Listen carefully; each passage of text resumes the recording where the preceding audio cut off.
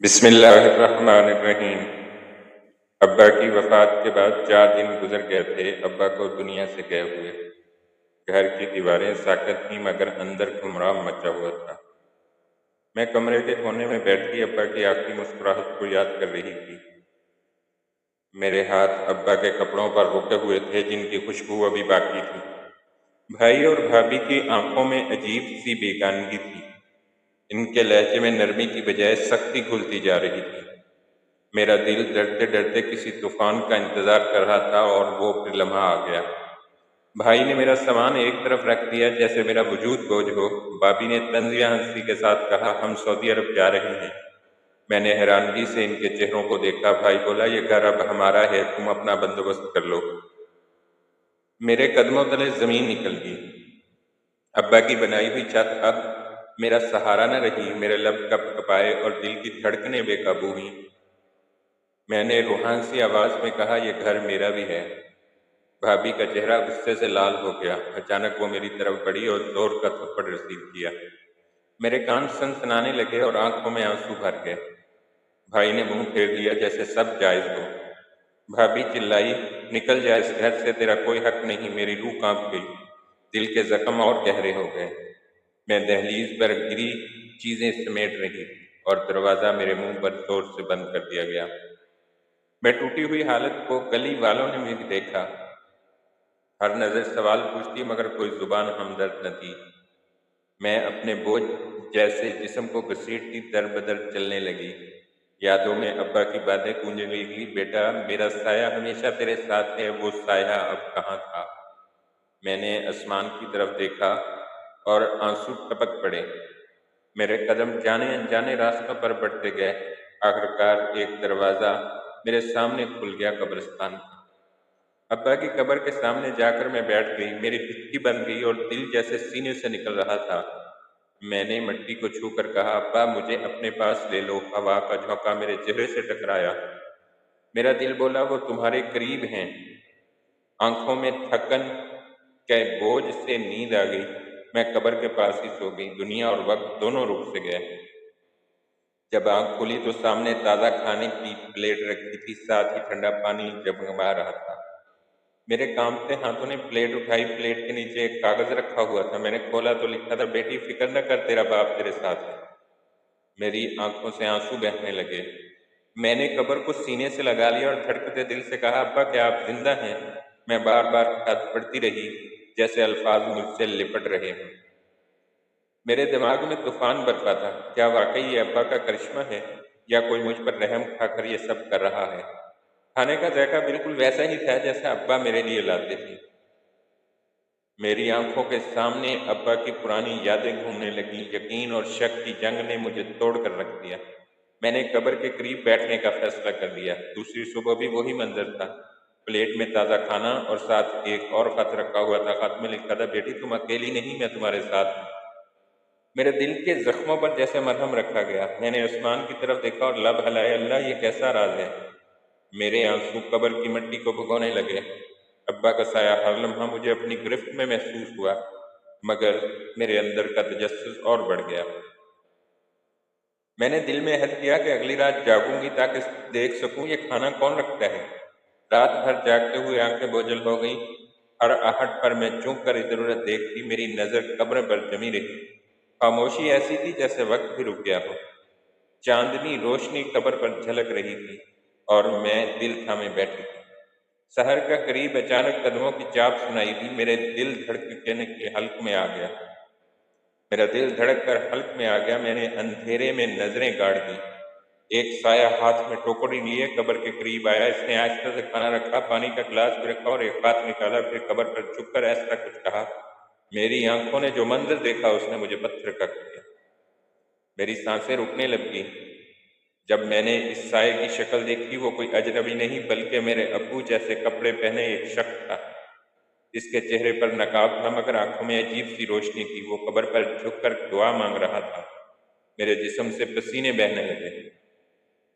میں چیخنا چاہتی تھی مگر آواز حلق میں دب گئی۔ وہ شخص دھیرے دھیرے پیچھے ہٹا اور اندھیرے میں غائب ہو گیا۔ میں پتھرائی آنکھوں سے قبر کو تکتی رہ گئی۔ میرے دماغ میں سوالات گونجنے لگے، کیا یہ کوئی انسان ہے یا واقعی ابا کی روح؟ خط کے الفاظ اب میرے دل میں ہلچل مچانے لگے۔ میں نے پلیٹ کو دیکھا، کھانا بالکل تازہ تھا۔ یہ سب کیسے ممکن ہے؟ میرے اندر خوف اور محبت کا ایک ساتھ جنم ہو رہا تھا۔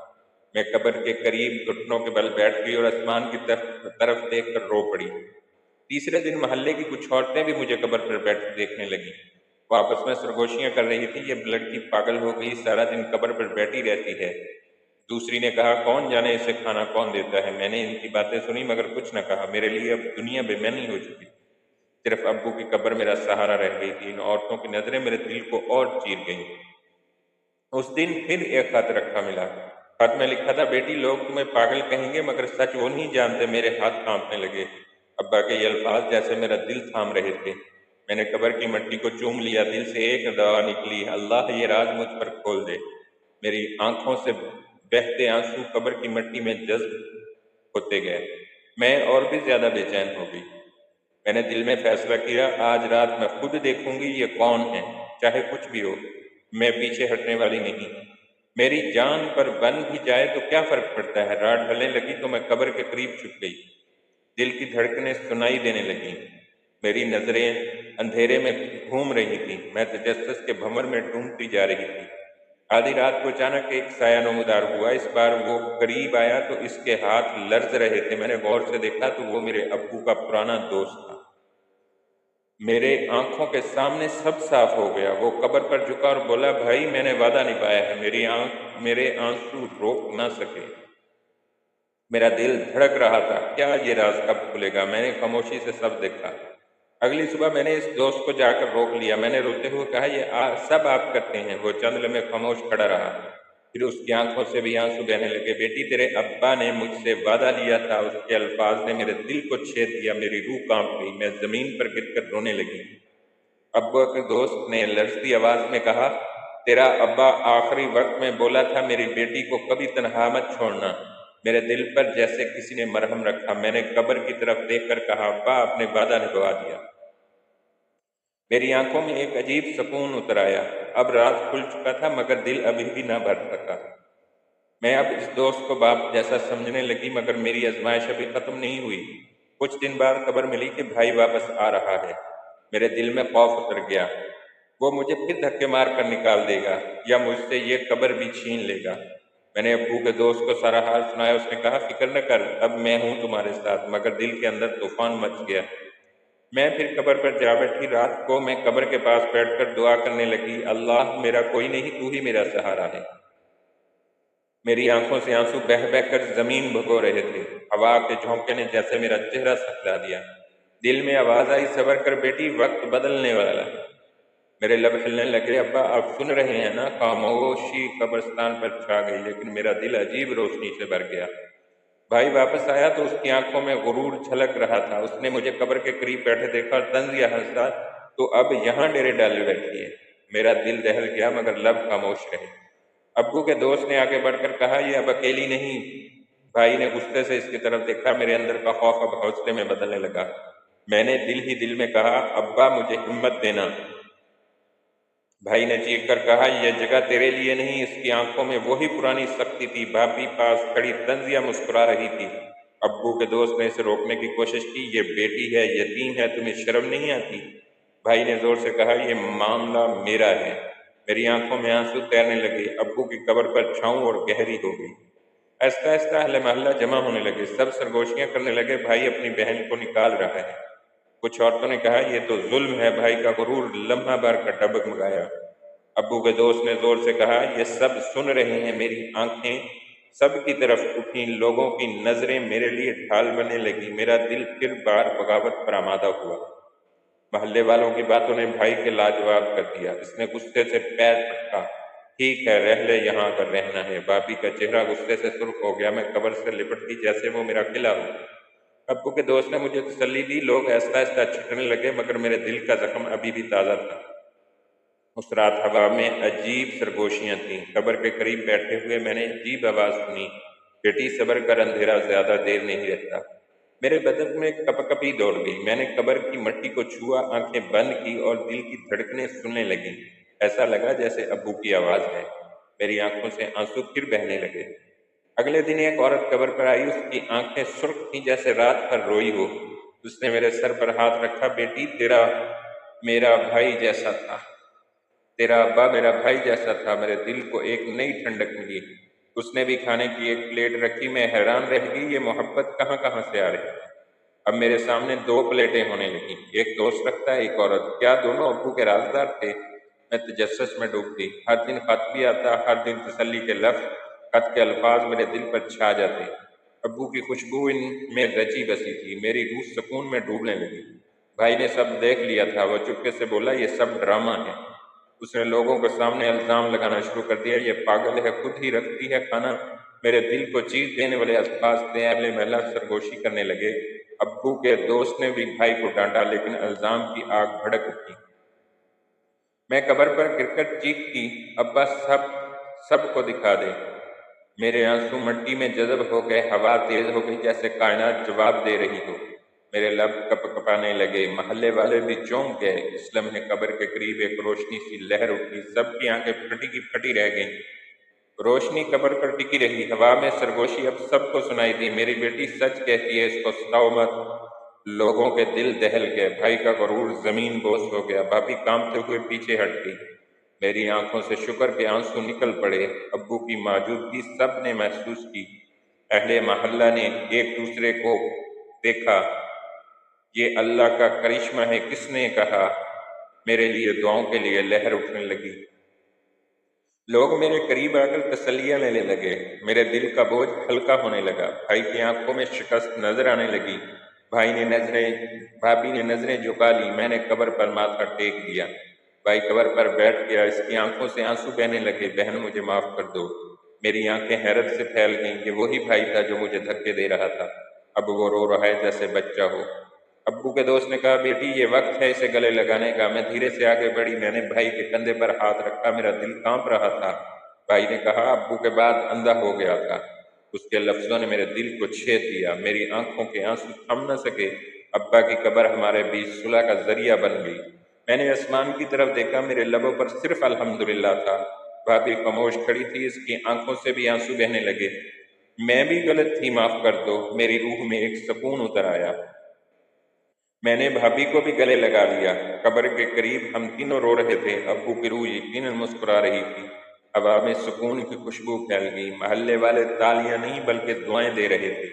یہ ہے خاندان کا اصل رنگ، کس نے کہا؟ سب کی آنکھ میں نرمی آ گئی، میرا دل خوشی سے بھرنے لگا۔ قبر کے قریب ہجوم اب دعا کر رہا تھا، اللہ کا ذکر ہر زبان پر تھا۔ یہ لمحہ میری زندگی کا سب سے قیمتی بن گیا۔ میں قبر سے لپٹ کر شکر ادا کرنے لگی۔ بھائی نے میرا ہاتھ پکڑا، چل بہن، اب یہ گھر تیرا بھی ہے۔ میرے دل کو ایک نیا سہارا مل گیا، اب میں یتیم نہیں تھی۔ ابو کے دوست نے کہا، بیٹی یہ تجھ پر قرض تھا۔ میں نے آنکھوں میں عزم کا آنسو بھر لیے، اب میں دوسروں کی بیٹیوں کا سہارا بنوں گی، یہ میرا نیا عہد تھا۔ میں گھر لوٹی تو ہر چیز نئی لگی، دیواروں پر ابا کی خوشبو واپس آ گئی۔ میرے قدم ڈگمگائے مگر دل مطمئن تھا۔ بھائی نے میرا کمرہ سجایا، بھابھی نے کہا، اب یہ تیرا بھی ہے۔ میری آنکھیں بھر آئیں، میں نے کمرے میں جا کر سجدہ کیا، اللہ تیرا شکر ہے۔ اب روز قبر پر جانا میری عادت بن گئی۔ کھانے کی پلیٹ اب بھی ملتی تھی، لیکن اب وہ تحفہ نہیں بلکہ ایک نشانی لگتی تھی۔ ابو کا دوست اور وہ عورت ساتھ ہوتے، ہم سب مل کر دعا کرتے، محلے والے بھی شامل ہو جاتے۔ قبر اب تنہائی کی جگہ نہیں لگ رہی تھی، اب یہ محبت کا مرکز تھا۔